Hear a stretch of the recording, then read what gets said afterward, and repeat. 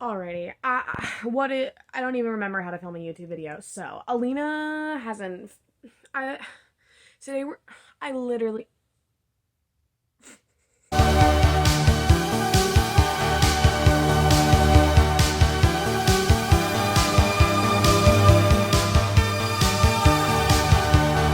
Literally. How does one even film a YouTube video? How long has it been? All right, this is embarrassing.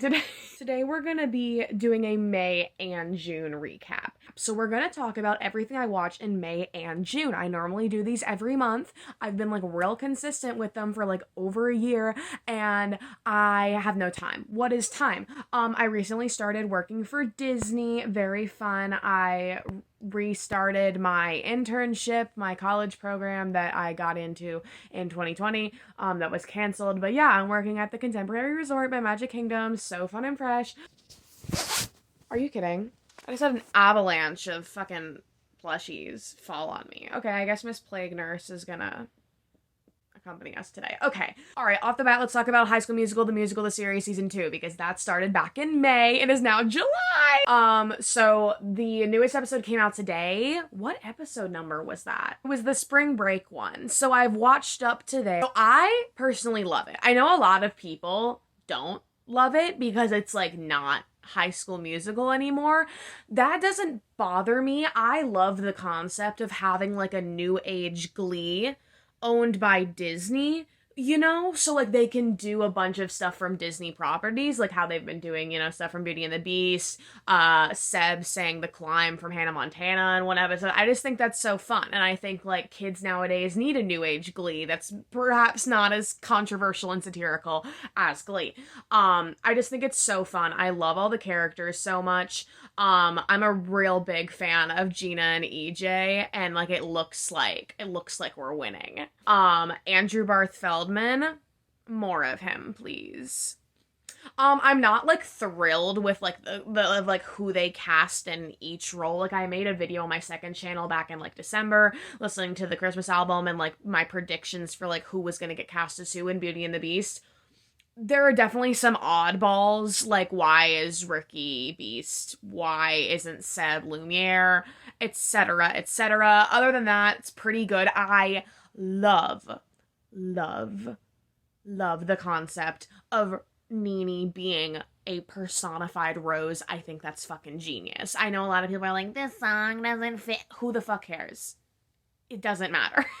The rose song, flawless. I do like the music I think I liked the music more last season, but like some of the original songs this season are amazing. Like Josh's song that he had in this past episode was great. The Rose song is amazing. The little Nene Ricky duet where they were singing like the two different songs over the phone, but like they meshed, that was beautiful. I love that song. I listen to that quite often. Red Means Love. Big red supremacy. I said what I said. I wish they would do some more High School Musical 2 songs. Like, I know, like, they did a bunch in the first episode. I'm, like, cool with them not doing High School Musical stuff as, like, this. I'm cool with them doing Beauty and the Beast. I think that's fun. But, like, they did a whole dance battle with North High and didn't sing I Don't Dance. Ricky and Nene had a whole breakup and they didn't sing Gotta Go My Own Way. For what? It just doesn't click in my brain. Like, I really thought I, like, had this whole season figured out. I thought Nene was gonna sing Home at her boarding school. It doesn't click. It doesn't click. But it's so fun. So it's okay. Alrighty, so let's put it on my ranking. It is not done yet, but I did watch this in May and June, so I'm gonna judge it up to like where it is right now. I really love it. I'm gonna put it at the very top of B for right now. We're gonna judge whether it's an A or not by the end of the season. This is like one of my comfort shows for real. Like I love this show so much. I love all the characters. I just love the vibe of it. Like I love the whole sort of like faux documentary style. It's so lighthearted and nice, and I enjoy it so very much. I started watching The Circle back in May. I got through like a couple episodes of each season and then gave up because it was just so stupid. And like y'all know, I love stupid reality TV. Like I'm a big fan of the Bachelor franchise, which is like objectively like the stupidest TV ever. I have another one that I'm going to talk about later. it was too stupid for me. It really was. Like, like, I don't know. I've seen lots of good videos about, like, analysis of, like, sort of the social, all that, like, Tiffany Ferg had a great video on The Circle and stuff like that, but, like, I don't need to watch the whole show. Like, I got the gist. I thought it was dumb. Like, if you're gonna give me dumb TV, like, I want dumb dating shows, like The Bachelor and Love is Blind and shit, like, I feel like that, like, trying to, like, social media influencer, social experience, it's too much for me. Okay, I watched Halston, which was Ryan Murphy's new Netflix show. King of coming out with like 10 shows a year, just randomly out of his ass, $1 million production. So Halston was this 5-6 episode miniseries starring Ewan McGregor about Halston, like the fashion designer. So my grandma and my parents also watched the show. We're all Ryan Murphy fans in this family. We all watched, like, all of his stuff. They really liked it. I did not. I didn't not like it. There are definitely Ryan Murphy things I hate a lot less. I think he's very hit or miss. But and I think it's interesting because it's like, I feel like this was sort of the same audience as Hollywood, and my parents and my grandma also loved Hollywood, and I was not the biggest fan of Hollywood. So yeah, I don't know, I just felt myself very bored with this. I hated, like, Halston as a character, and I know, like, that was the point, obviously. He was a very unlikable guy. He was quite insufferable. But, like, I didn't have any empathy for him, so it was hard for me to, like, follow the story because, like, I didn't root for him at all, and it's like, while he's not supposed to be a good guy, like, you're still supposed to be, like, engaged in, like, following his story because it's about him. But I wasn't into it. That being said, loved Krista Rodriguez as Liza Minnelli. That is casting from the gods above, honestly. Like, how long have we been waiting for that? Because that was everything. Not everything with her in it. Ewan McGregor is incredibly talented. I love him as an actor. I think he did amazing in the role. But yeah, overall, it was not my favorite Ryan Murphy production. I'm gonna put it, like, here. Like, I wouldn't watch it again, and I would, if someone was asking for, like, Ryan Murphy show recommendations, this one would not be on my list. However, I would say if you liked Hollywood, this was very much Hollywood meets, like, the assassination of Gianni Versace, but, like, without the murder. Like, the parts of Assassination of Gianni Versace that were about, like, Versace and his company and Donatella and all that stuff, like if you liked that aspect of that show, which is my favorite Ryan Murphy production, by the way, is Assassination of Gianni Versace. I am way too fucking excited for American Crime Story season. Sorry, tangent. Ryan Murphy is really testing me right now with I'm emotionally drained. We have American Horror Stories, we have American Horror Story, which is like a 2-season season, and we're getting American Crime Story 3. I can't take it. I'm so excited. I forgot where I was going with the sentence before my tangent. You get what I'm saying. Moving on. Okay. I have a bunch of movies that are very exciting that I want to talk about, but I can't talk about because me and my friend Danny are working on a video called Watching Every Movie That's Not the Secret History, but basically is, where we're over the past, like, 2 months, we've been watching, like, every famous Dark Academia movie. We have this, like, criteria of, like, secret history-esque points that we're looking for in movies, and then just overall, like, reviewing the movies based on their, like, Dark Academia. It's very exciting. It's very fun. We have, like, 3 or 4 left, and then we'll be done with that. First one we watched was The Goldfinch. Y'all know how I feel about The Goldfinch, please. So, I just want to let y'all know that in May and June, I watched Kill Your Darlings, Talented Mr. Ripley, Dead Poet Society, Morris, and Black Swan, and I cannot discuss any of them right now or put them on my tier list yet until after that video. So once that video is out, the recap that comes after that, I will put them on the tier list, but I don't want to expose any of my thoughts about them prematurely. Come on, y'all will have to wait. Okay, last thing I watched in May, disregarding a couple of those Dark Academia movies, was New Mutants. So New Mutants was, like, I guess it's the most recent X-Men movie. It's had a whole history of being delayed, like, 5 times. But they put it on HBO Max. Love of my life, Anya Taylor-Joy is in it. So obviously I had to watch it. Anya Taylor-Joy is the highlight of this movie.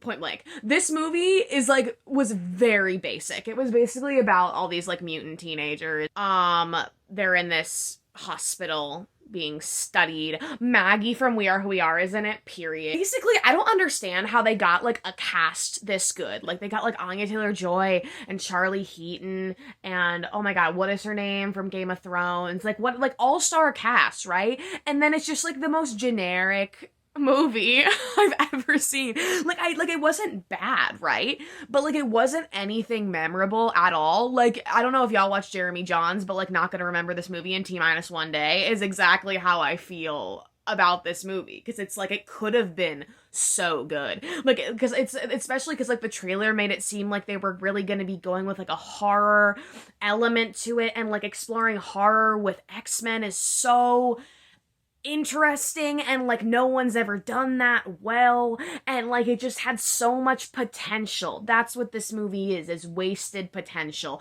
However, loved Lil Miss Anya Taylor-Joy with her little Russian accent and her little dragon puppet thriving. Absolutely loved every second of her on my screen.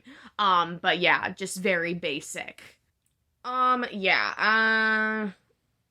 Is it embarrassing to put it like this high up? I'm sure some like X-Men fanatics are gonna be like, it's the worst movie of all time, your opinions suck. And to that I say, what about it? All right. June. So I got Dan Howell's book. I don't know if y'all know, I'm a very big Dan and Phil fan. I've been a Dan and Phil fan since like 2015.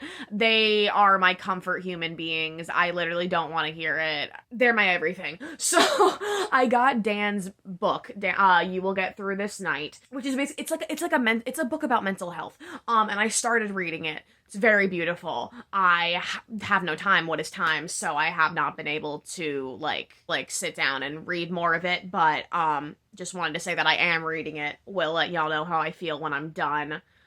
Love that man with all my heart. Okay. Oh, I watched Cruella. Okay, so watch Cruella. I went to go see it with Chloe. I have this vlog that's probably not going to be up by the time this is up.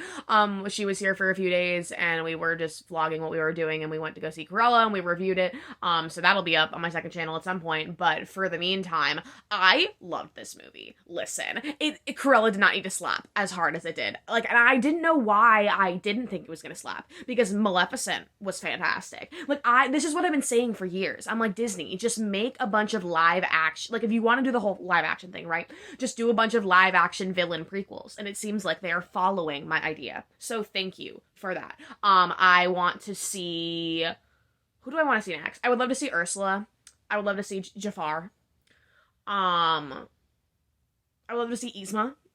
I don't know. Possibilities are endless. Please. Cruella was amazing. I love that. Like, the aesthetic of it was I love the music. I loved the costumes. Oh my god. Very Devil Wears Prada. Emma Stone killed it. She's everything to me. Amazing, amazing, amazing. That vlog will have, like, me and Chloe's, like, full review. And what are these recaps if not me directing you to other videos instead of talking about things? So, I'm going to put it... Oh my god, it was so good. I love Promising Young Woman. I'm putting it here. Look at that. A officially has a second line. Amazing. I saw it twice. I went to go see it again. Period. Loki. Okay, full disclosure, I'm like 3 episodes behind on Loki, but like initial thoughts of Loki, I'm confused.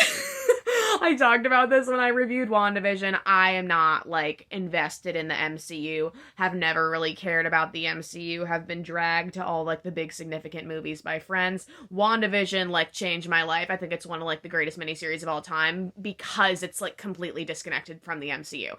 And so, and I knew that, like, everything going forth was not gonna be like that, like, you know, because like WandaVision at the end like connects back, but for the most part it's completely isolated. Like I watched it again with my dad when he was in town, and like he's also like not familiar with Marvel at all, and like he's able to watch WandaVision and have it be completely contained. I loved that. Loki is very much not that, and I knew that going into it. I do love like the aesthetic of it. I think it's very Doctor Who. Tom Hiddleston is amazing. Loki's amazing. I am a bit confused by my own fault. I'm still enjoying it. The scene, the little bisexual coming out scene, wept. Tears. Yikes. Miss Minutes is my spirit animal. I adore her. I want more of her. I am like 3 episodes behind. I'm having a good time. It's fun. It's a fun show. I did not watch Falcon and the Winter Soldier. I don't care. I don't care, but I like Loki and I like Wanda, so here I am. Loki for now, like here. I think that's fair. It's not done yet. I'm pretty sure the finale is next week, so I will have like 3-4 episodes and then I'll be done. So I'll let y'all know how I feel when it's done. Speaking of the Bachelor franchise, this season of The Bachelorette, Katie's season of The Bachelorette, why is this the best season of The Bachelorette? Why is she the best Bachelorette? I am so pleasantly surprised with this season. I am enjoying it so much. I think so many of the guys that they picked this time around are actually great contenders, and I feel like usually it's like all of them but one are like terrible, you know? And like Michael and Greg, Connor, and like I know she's not gonna pick Michael or Greg. And then she's not gonna be my favorite Bachelorette anymore. This is honestly my favorite Bachelorette season. Like, Hannah's, I think, was my favorite before. But she's doing a great job. I just find Katie very likable, and she very much surprised me, because I didn't have, like, any expectations going into this. Loving it. A lot. Okay, Love, Victor Season 2 came out in June. To prep, I rewatched Love, Victor Season 1. I have a couple videos on Love, Victor from last year when the first season came out. And, you know, Love, Victor is famously kind of, you know, the gay show for straight people. It was very flawed. While it was I'm a big fan of Becky Albertalli. I've read almost all of her books. Simon versus the Homo Sapiens Agenda is one of my favorite books. Not the biggest fan of the Love, Simon movie, although it is, like, a bit of a comfort movie for me. I don't have the same, like, attachment to the Love, Simon movie as I do to the book. But yeah, like, Love, Victor was fine. I think it had some good points. Like, I think it had some good elements, but overall was not great. Love, Victor Season 2 circles around Season 1. A significant improvement, and I do credit that to the fact that they were writing this for Hulu this time and not Disney. I think that did make a big difference. It obviously is still kind of cringy, still has a lot of missed marks, still is kind of for straight people. Seems like it was made by, and I know it's not. I know a lot of queer people worked on it, and I know Becky Albertalli was, like, very passionate about, like, wanting to have, like, queer people work on it, and I get that. But, like, the vibe is still very much for, like, a mainstream audience, you know, and so it still does kind of miss the mark. But overall, I did want to say I really liked Felix's storyline with his mother. I think that was really good. And I thought Victor's mother's storyline was excellent. I really liked how they had the father be very accepting of Victor, because I feel like that's sort of against the norms. I feel like it's usually the dad who's sort of like, you know, it's always the mom who's, like, more loving and accepting, and I think it was really interesting that they had it the other way around, and it was very based off of her religion and how she was raised, and they had so many good conversations about that, about, like, how your perception, like, changes how you see things, and how, like, the church was handling. I think it was so well done, because I think so many kids go through that, and it's like that was what I really liked about the first season, where it's like I liked how we had whereas Simon, you know, had the very liberal accepting parents, like most kids don't get that, and a lot of kids have Victor's situation where usually, you know, or like where they're Hispanic and they have these very traditional Hispanic parents, and, you know, non-Hispanic kids as well, just, you know, with religious family members. And I think that's such an interesting conversation to have in like TV shows oriented towards teens, about gay teens. I think it's just something we need to talk about more, always. So yeah, I thought that was really well handled. And I think that was really the standout of the season for me. Other than that, Pilar Supremacy, that's my girl. I love her. I want a whole show about Pilar. Bad bitch. Yeah, I'm gonna put it like here in the middle of B. I honestly think it was solid. Like, yeah, it still has flaws, and, you know, it's not perfect. It's not like the perfect representation of exactly what they were trying to do. But I think it was so, I had such a fun time watching it. I thought it was very entertaining. And then I thought it had some good sort of deeper points that were executed well. Let's talk about In the Heights. We need to talk about In the Heights. 16-year-old me has been waiting a millennia for this moment, for the In the Heights movie. This was like one of my most anticipated movies of 2020. We all know what happened there. Finally got to see it. I went on opening day in the theater with my grandma and my dad. I basically cried through the whole thing. I loved every second of In the Heights. I've always been that quirky kid who was like, oh my god, y'all like Hamilton? I listen to In the Heights. You know, I was that bitch. So I had a lot of like emotional attachment to this going into it. I loved it. And here's the thing, right? Because the big whole thing that everybody's complaining about is that they like cut a lot of Benny and Nina's storyline, as they should. No. Okay. No. Like, justice for Benny and Nina, right? Like, I get it. I've always been more of an Usnavi and Vanessa stan. I've always found them more interesting. So I really liked the changes that were made to highlight them more. Also, y'all didn't want more Anthony Ramos. I'm sorry. Did y'all not expect this to happen when you saw Anthony Ramos was casted as Usnavi? Let's not kid ourselves. We knew whatever his storyline was gonna be the focal point of this movie, and everything else was gonna get put to the background. Let's not kid ourselves, folks. Yeah, other like changes, like I loved where they moved Paciencia y Fe. I thought like putting it there, amazing. Abuela got a whole number. She got dancers. She got sets, as she should. An icon, a baddie. We love Abuela. Justice for Sunrise. Yes, she's cute. But I saw some people being like, they should have cut Champagne.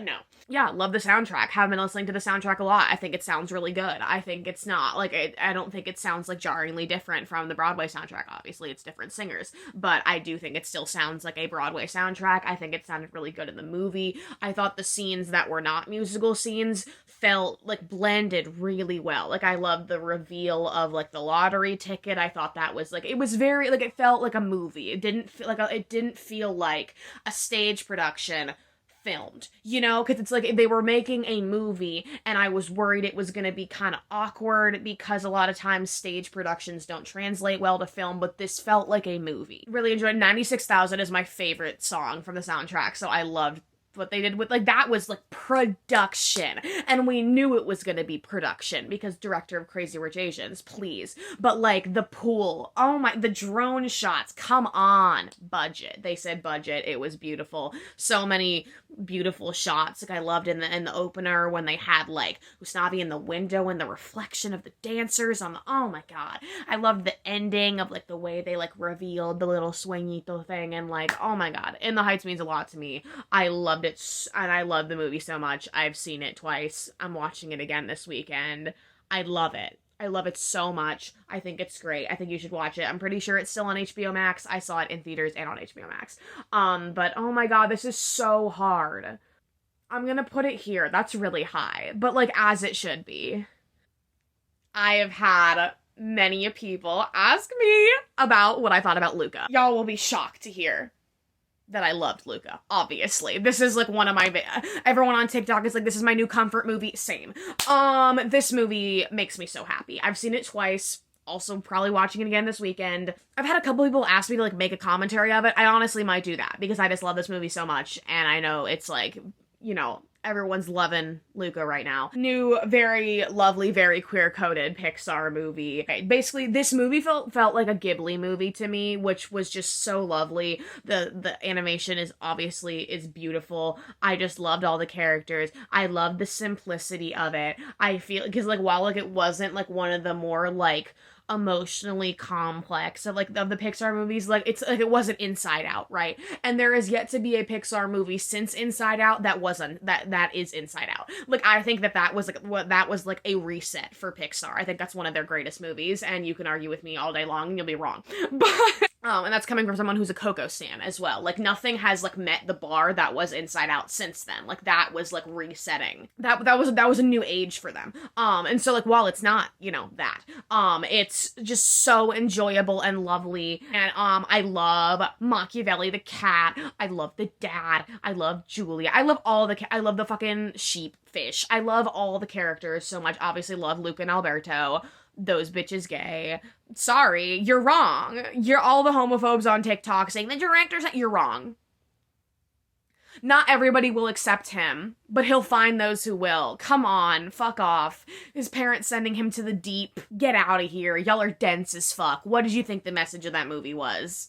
Oh, and be yourself. Shut the fuck up. This is actually the hardest decision I'm ever gonna have to make, is whether In the Heights or Luca is gonna. I'm gonna put Luca up higher for now. While it's not necessarily better, it is. Also watch Raya and the Last Dragon, which was Disney Animation's most recent. Not as good as Luca. Raya was, I feel like Raya was also wasted potential. Like, they did not give Miss Girl what she could have gotten. I feel like so much of this movie was, like, silly and dumb and DreamWorks. And, like, you did that for what? I'm pretty sure the region of this movie was based off of the Philippines. I could be wrong. It was a fictional place, but I'm pretty sure it was, like, very inspired by the Philippines. Like, and, you know, an amazing culture to be representing with a Disney princess, and I just feel like Miss Raya was done dirty. Because, like, this could have been to the scale of Moana, and, like, I understand, like, we're in a pandemonium, right? And so it's like, but they still could have done more. Like, I feel like they could have given her more, if it wasn't a musical, and I feel like that didn't help, but mostly what I was feeling throughout this movie was that the little prologue at the beginning was more interesting than the main story of the movie. And I had this teacher back in college in my creative writing degree who would always say, it's like, if you feel the need to do a backstory, you should be telling that story instead of the one you're doing. And I have always disagreed with that, because I'm a very big fan of, like, backstories and prologues and whatever. I think they add a lot to the main story and to add, you know, context and history to characters. But in this case,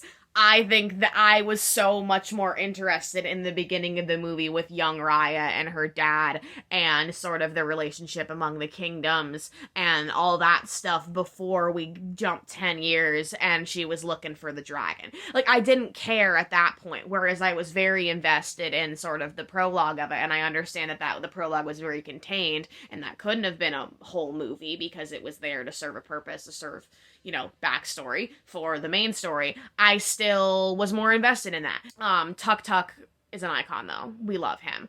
It's just, like, very forgettable, and that makes me sad, because I wish it had been better, because I think that having an Asian princess who's not Mulan, who doesn't look like Mulan, who's, like, a very different, you know, it's, like, a very different culture than Mulan, and not everything in Asia looks like Mulan, you know? And so it's, like, I think that was, like, such an opportunity, and it was just, like, overshadowed by other things. Yeah, I don't know. It can go, like, here. Going back to my point earlier of stupid reality shows, this stupid bitch really sat through the entirety of Too Hot to Handle season 2. I don't even know what to say. It was terrible, obviously. I still watched it. Potentially more terrible than season 1. It's just so entertaining. And, like, but is it, though? Okay, last thing. We finally got into the last thing. Last thing I watched in June, other than Morris and Black Swan, which I can't talk about yet, was Cruel Summer on Hulu. Basically, it was the CW show that's basically, like, the most successful CW show of all time. Heard a lot of people talking about it. So it takes place over 3 summers in 3 different years. So it's like 1993, 94, 95. And it's about these 2 girls. One of these girls, Kate, played by Olivia Holt, got kidnapped. So she was kidnapped in 1993, and then they, like, found her in 1994. And then this other girl, Jeanette, has been accused by Kate of having seen her kidnapped. She says that she saw her, like, in the basement of the house, and, like, didn't notify the authorities. And basically Jeanette has, like, stolen Kate's whole life. So Jeanette has, like, you know, she's now dating Kate's old boyfriend, and she's friends with Kate's old friends, and she's, like, gone through a complete glow up, and she looks like Kate and whatever, you know.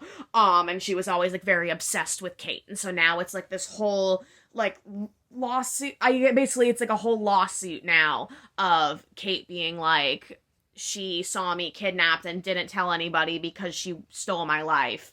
And Jeanette being like, nah, fam, I didn't do that. And then, of course, then all the high school drama of them amongst their friends. Fantastic show. I really enjoyed it. I really, really enjoyed it. Kate was a fabulous character. Her whole story was so fascinating. And I want to point out that I think it's so interesting that, oh no, it's not the CW, it's Freeform. I've been saying CW the whole time. It's Freeform, which is the same channel that did Pretty Little Liars, which is why I want to bring up a point, because Kate and her kidnapper, Martin, was literally Ezra and Arya, but done properly, right? So it was basically like the vice principal of her school, like, groomed her and then ended up kidnapping her. And there was this whole episode near the end that was like an entire backstory of like how Kate got kidnapped, like how it led up to that. That was the best episode. Fantastic, like really, really good suspense, and like really added so much to her character, like knowing like the whole whatever. But I just thought it was so interesting that their relationship was literally Ezra and Arya, but like the opposite of how Ezra and Arya was romanticized, you know? Like it just really highlighted like how creepy the teacher was for going after the 16-year-old girl. So I just thought that was, you know, a very interesting point, because there were a lot of parallels to them, but it wasn't romanticized, because I think, you know, like I've said when I talked about Pretty Little Liars a couple months ago, like we as a society now, and like people who grew up with Pretty Little Liars, like have a completely different outlook on that relationship now that we're older, and like we as a society are like, that's not cute and scandalous anymore, like that's really concerning. And so I think like this is definitely like the new age of like kids now and people who grew up with Pretty Little Liars, like this is our perspective now, is what I'm trying to say. And I think that's so interesting. So yeah, I wanted to make a note of that. The ending was sickening. The last scene of this show, sickening. I do not want a second season. They better not get a second season. They better not. I don't want a second season anywhere near me, because that ending was fucking fantastic, and I want to leave it like that, because if you've seen the show, the little cliffhanger, incredible. That is how you end a show like this, 100%. And I've heard inklings of a second season. It better be an anthology, because I don't want you to touch this. What else would you do? What else would you do? I never want to see Jeanette on my screen again. I didn't trust her the whole fucking time. Team Kate. Are people actually not Team Kate? That's really concerning. Ooh, yeah. Yeah, this is going to the second and B. That was a good show. Alrighty, wow, I filmed a video. Look at me go. Lots of things to talk about. Let me know what you guys have been watching. Anything good? Do you agree with any of my opinions on these things if you've seen them? What do you think I have terrible opinions? Let me know. All right. Anyways, comment, like, and subscribe. Press the notification bell, because I don't have an uploading schedule. Definitely don't have an uploading schedule. Links in the description for my website, my merch, my social media, my Etsy shop, ways you can help with Black Lives Matter, stop Asian hate, all that social justice stuff. This has been a really great dinner. Thanks for coming over.